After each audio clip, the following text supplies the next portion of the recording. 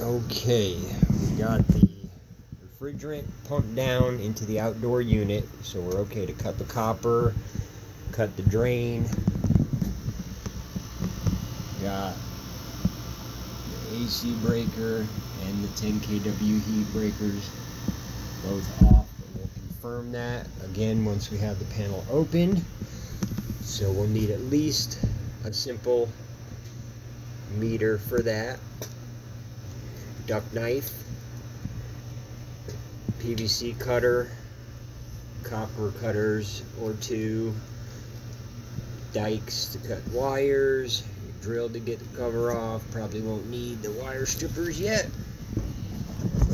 Let's get started here.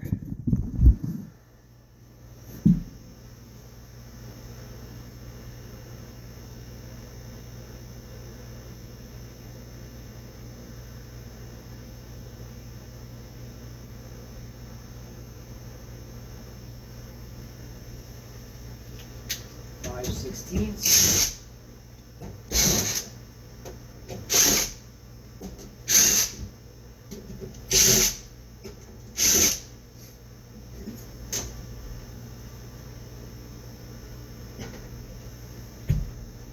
I have to recommend don't do this at home.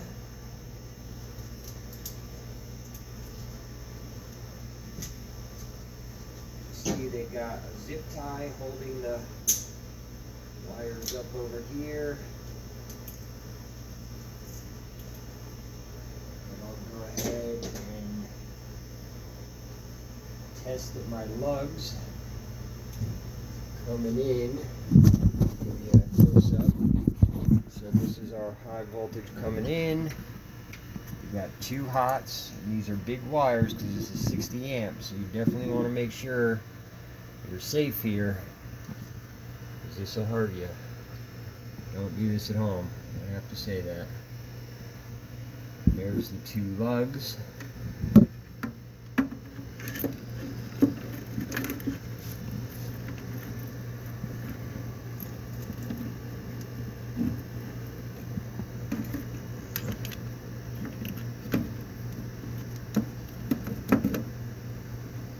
So you go across the two lugs, one on each, that's your 220, or one lug and ground, that would be just your 120. So you do it both ways.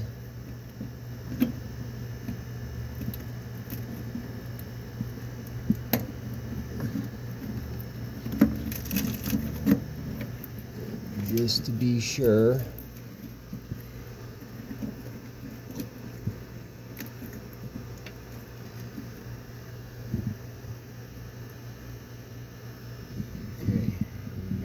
Light coming on, but still be cautious. Still be cautious, because you never know if you got a bad meter or who knows what. Just always be cautious.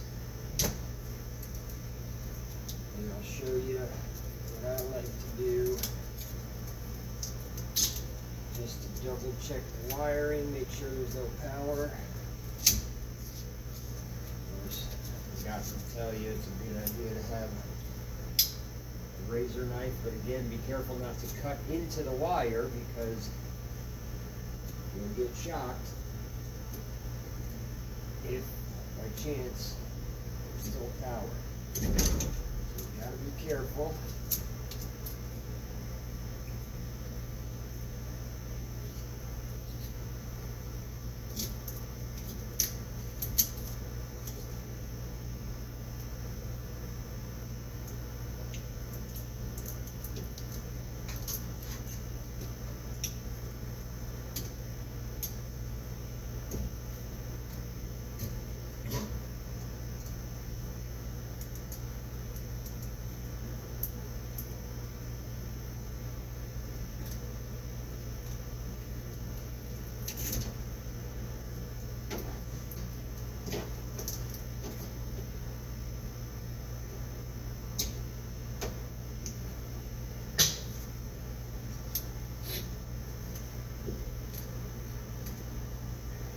Don't touch anything copper. And then once you have both lines. You know, if you're grabbing, preferably with a tool, an insulated pair of linesmen, and then just touch your two wires together. If they are hot, for some reason still, yeah, you're gonna get a zap in your face, but it's gonna trip the breaker and let you know there was power there and could potentially save your life. So always be extra cautious about the high voltage. Alright, we know we got no power, so I'm going to take off my low voltage and just look at your wiring prior so you know what's wired at the thermostat. You got the oranges for the reversing valve, red's power, and that runs through our float switch, so it just cuts the power if the float switch floats. Your white for the secondary heat, your blue will be common, the yellow is your cooling wire, and that's your secondary stage for your heat strip, which is not used. So you got an idea of what you got. Get those taken apart. We'll cut the copper, we'll cut the drain, and I'll try and stay out of the view so you can see. Not that it's anything too crazy here. You're just taking the wirelets off. You know we got no power. I forgot to mention green for the indoor fan. Green's your indoor fan.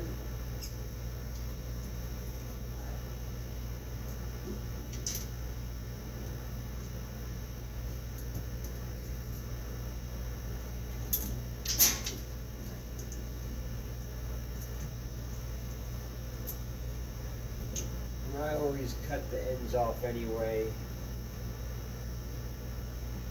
and re-strip them, just because once you twist them back and forth, that could break a wire, or not break it, just make it loose and it'll break later on, and then you'll have a system down that you just put in. So I cut the old connections off as close as I can to the wire nut, and then re-strip them carefully so that you have nice solid connections. Got a zip tie on here we want to get off.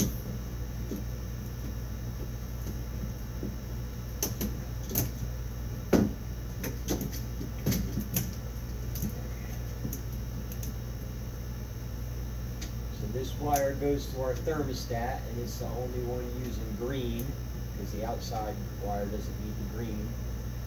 And then it just connects yellow together, blue together for the common with the air handler, red together with the air handler, the whites together with the air handler for secondary heat. And that's it. Yellow and orange just go from the thermostat out to the outdoor unit. And then of course we break red here, so it's got to come from the unit through the float switch and then back to the thermostat and the outdoor unit. Alright, so we got that disconnected.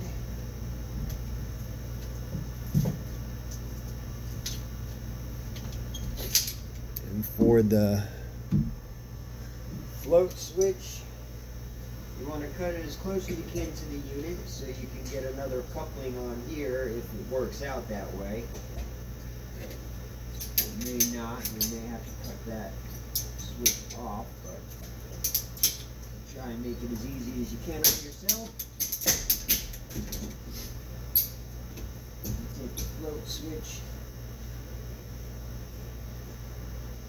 housing out so you don't break it, just in case. You never know if you might need a pan on a unit doing a repair, then you got one.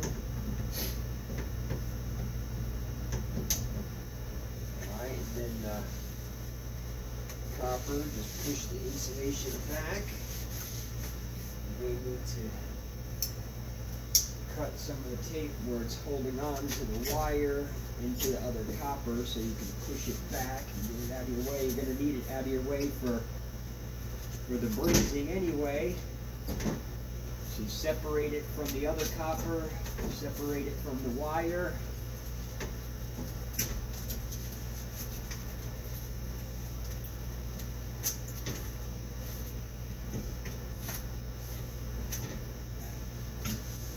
You can push it back,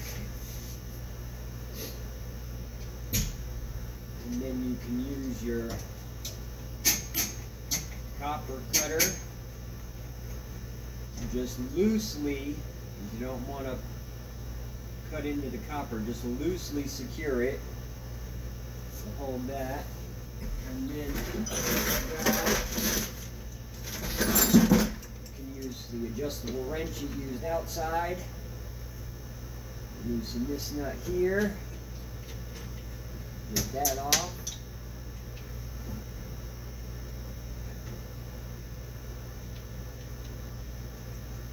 Your piston came out, which is your regulating device for cooling.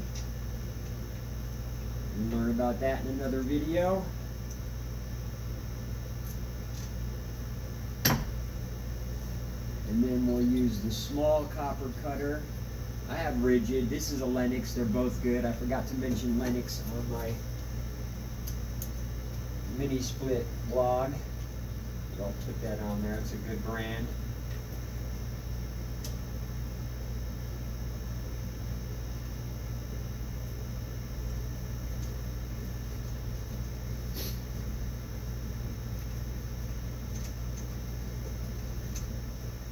And another thing, once you cut these, you want to immediately tape the ends. You don't want the chance of anything, any dust or dirt or anything getting in there, contaminate your line. It's very important they stay clean and pure. As soon as you cut it, separate it, tape it up.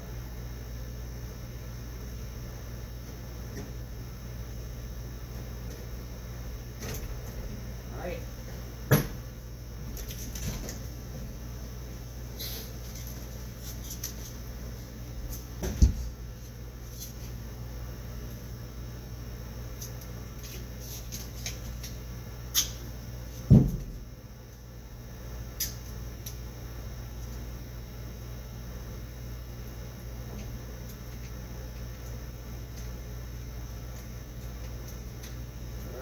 Those are out of the way. Now we want to get our electric off, so there's a lock nut. Sometimes you got to use channel locks or a screwdriver and a hammer to get the lock nut to spin. This one worked out. We got to get our ground wire separated. And really, I should have told you, you can touch the ground your hot wires too, but you never know if the ground's not hooked up. You can have power in one of these, and if your ground isn't tied in, or broke, or ratcheted, or somebody didn't hook it up right, you could touch this and nothing happened. We know the unit was working, so there's power and power, so when we touch these two, if there was power, that would arc and trip the breaker. Hopefully trip the breaker. At least you know there's power and save your life. Alright, we got those free so we can get our lock nut off. Get this wire.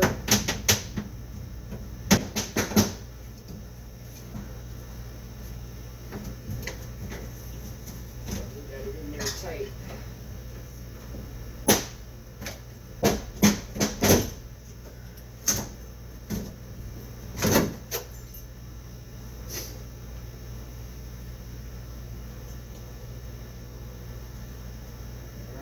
Out of the way.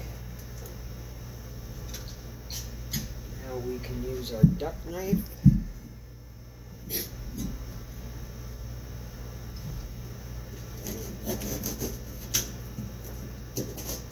the tape here.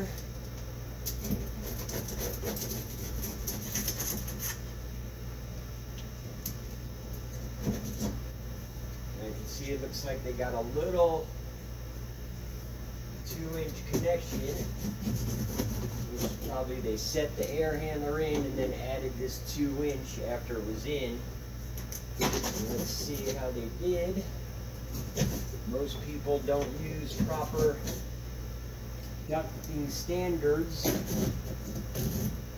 and you have mold right here if they didn't use a proper shiplap, which is a male into a female, which makes a good seal, because if you just butt it up here, then you can have air getting to the outside and it'll grow mold and mildew from the condensation, and that's very standard. The reason this one wouldn't do that, even if it was wrong, is because this is conditioned space. So it's cool enough in the room that it, and the humidity is removed, so it won't cause condensation. So let's see here.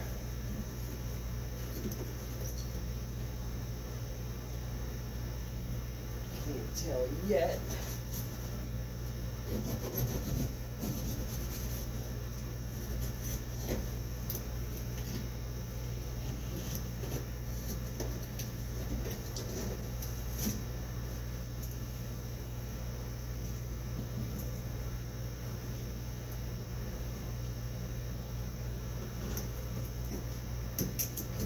Got a little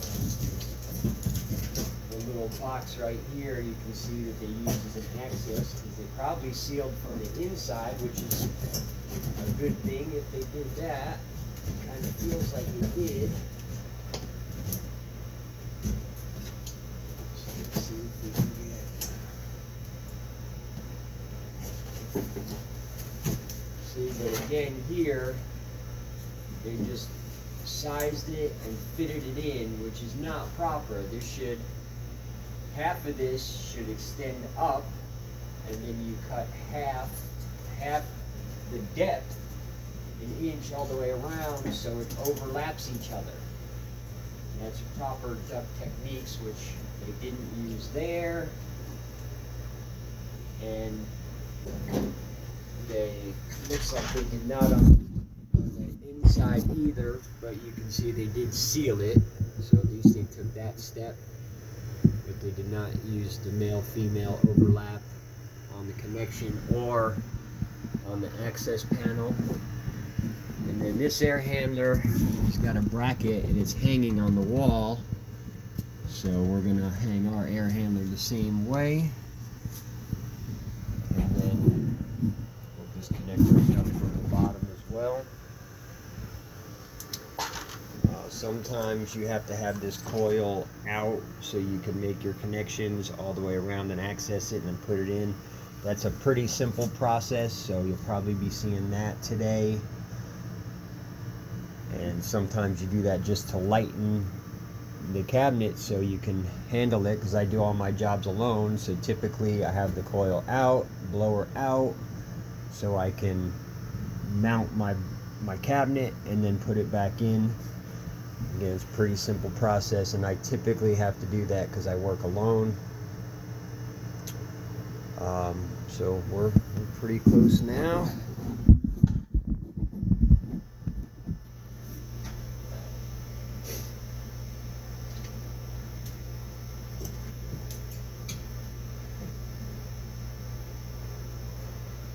Need to get a step ladder.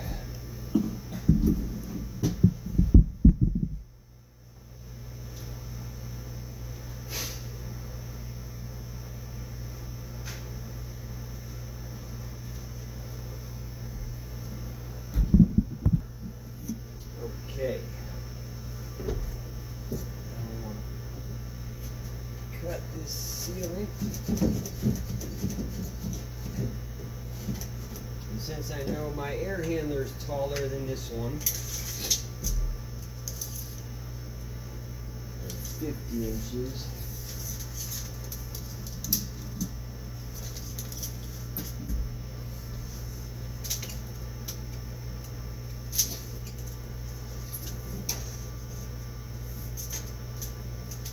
This air handler is 42, so we're 8 inches taller, so I got plenty of room, and I can just cut above the ceiling a couple inches.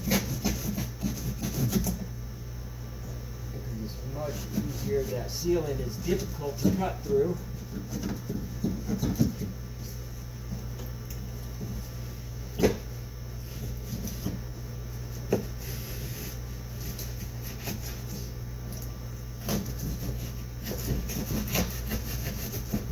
And then we'll make a nice cut at the proper height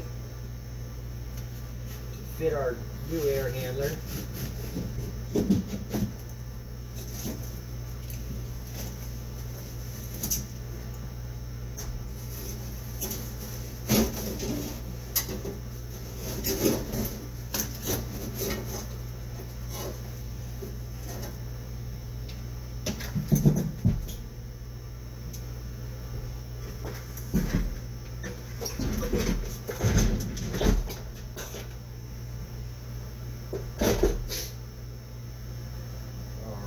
Now we're going to cut the bottom tape.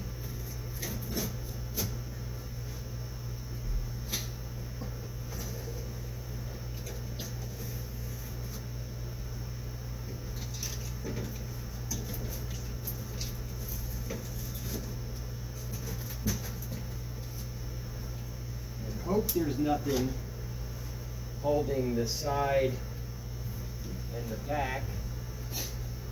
But I'm realizing I already made a mistake, maybe, because I might want to lower the air handler rather than go all the way up. But I got 8 inches, so hopefully I'm good. I can lower it down because my cabinet's a bit wider also. And if you can see the duct down here, it gets wider the farther it goes down, so that'll work out good. If I cut it down some, it'll widen to the width of my new air handler. But we'll cross that when we get there here shortly. For now, I want to just tweak my copper out of the way a little bit.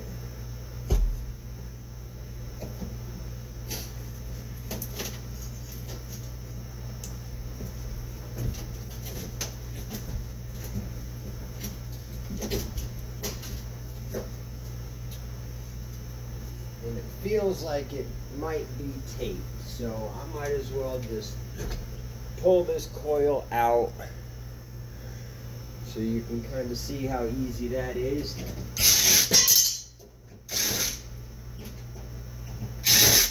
We'll remove all the screws from the door.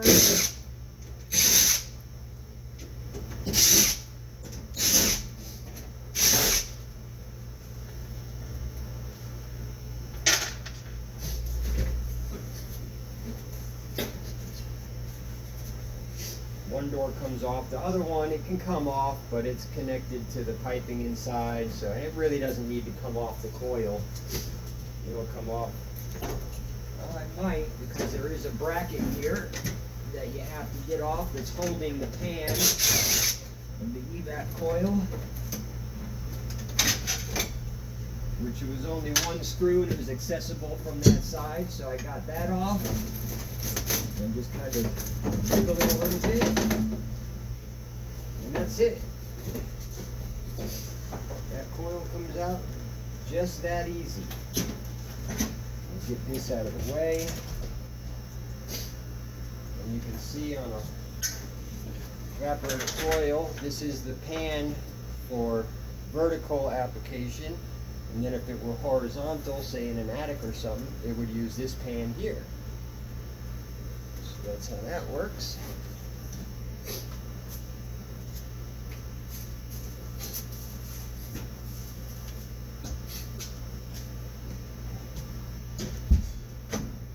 And you can see, I'll get a flashlight, but you can see they did seal it up nice in here, so they had the coil out when they installed the cabinet, so they did a pretty good job.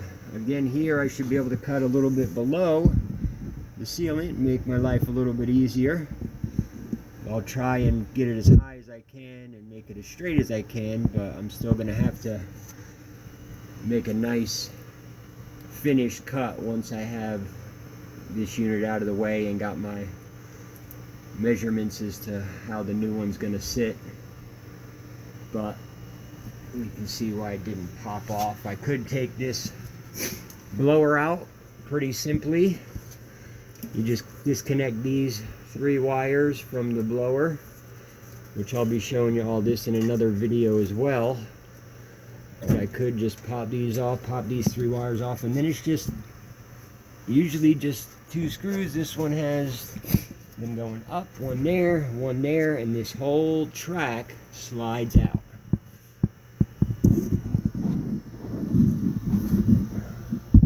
Might as well do that just to make it a little bit lighter and to show you.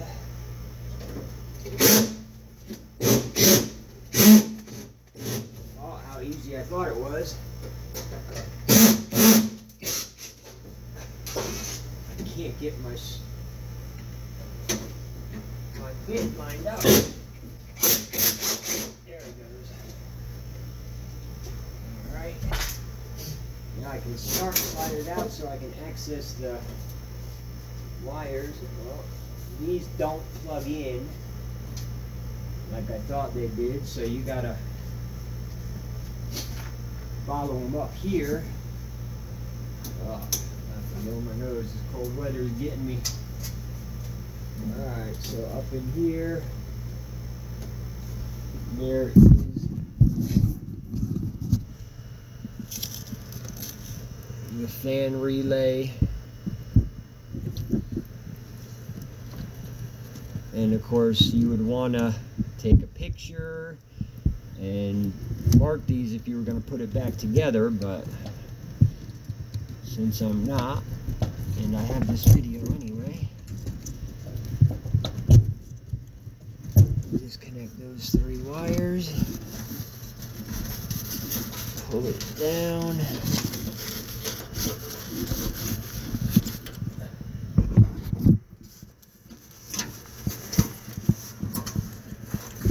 it's a bit tight because they ran the high voltage up through that hole.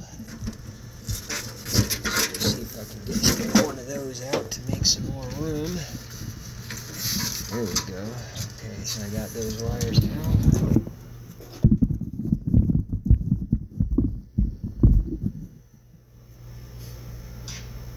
And you probably couldn't see the screws that I was getting out because I'm a dummy and I blocked it, but I do have another angle. Hopefully you saw it from over here, and I can crop that in someday. When I have time, I'll edit and make it a nice smooth video, but I can only give you what I can give you right now. Let me get this out of the way.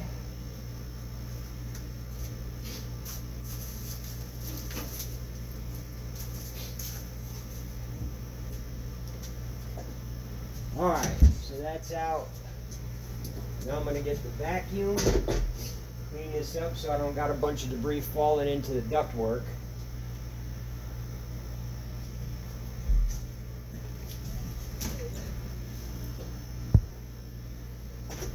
Alright, got the vacuum done.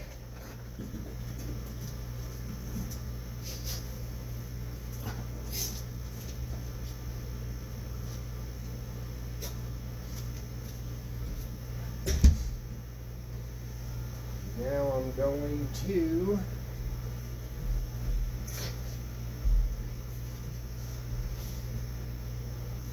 cut my ducting as close as I can. It's going to be about 3 inches. 5 inches makes 8, so that is about as good as I can get if I want to keep that with no seam. But it's going to be tricky. See if I can do it.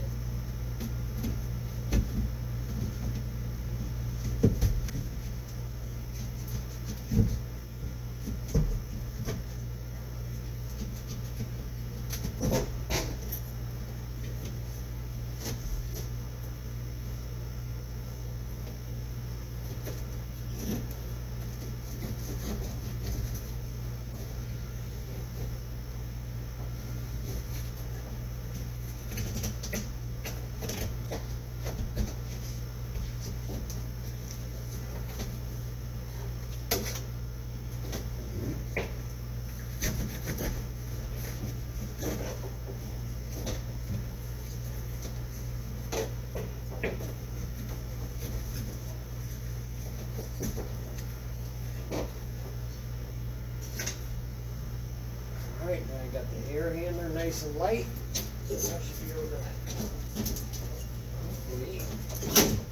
Yep.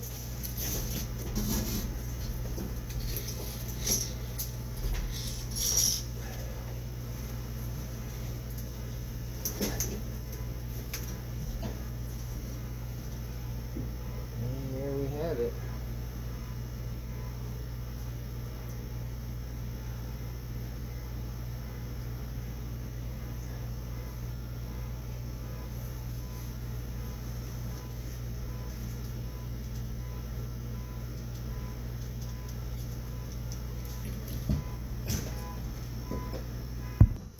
So this is the heat strip, the auxiliary emergency heat strip in the air handler.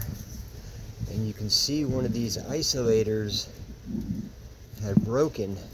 This is a pretty old unit at 15 years. So once this one jiggled through, you can feel it's brittle. Well, eventually, if that breaks and then this wire touches the cabinet, either that's going to ground like it should and trip the breaker, or it could arc enough to start a fire potentially, or if it's not grounded, it'll energize the whole cabinet and cause someone to get electrocuted. That's why it's crucial to have a properly grounded appliance no matter what you do.